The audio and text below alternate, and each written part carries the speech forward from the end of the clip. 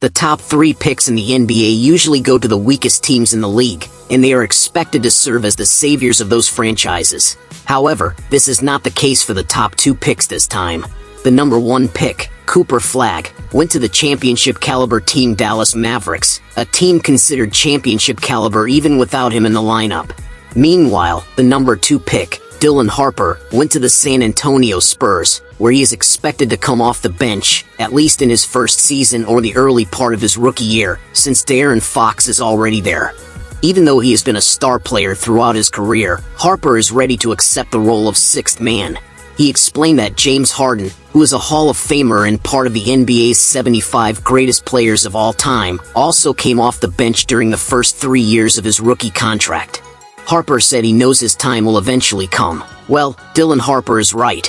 However, the Spurs are on a specific timeline here, and they must avoid making the same mistake OKC once made, where James Harden feared he would be stuck as a sixth man for his entire career if he stayed in OKC. That's why if Dylan Harper develops quickly, the Spurs will need to make a decision about De'Aaron Fox, or at least find a way to make them play together effectively.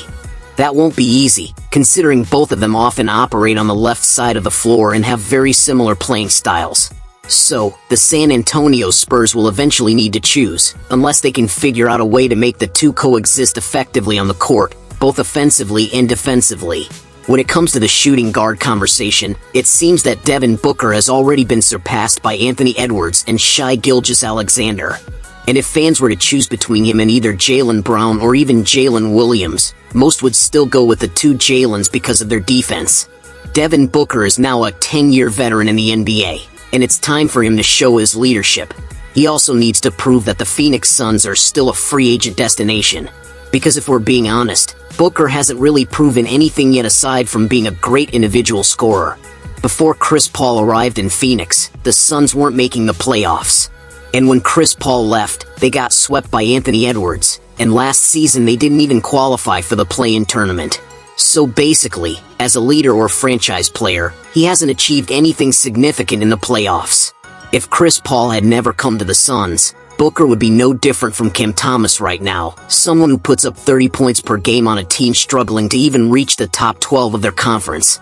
That's why Devin Booker needs to prove that he can also carry a team to the playoffs, or else he'll be left out of the conversation for the best shooting guard in the NBA. Did you enjoy this video?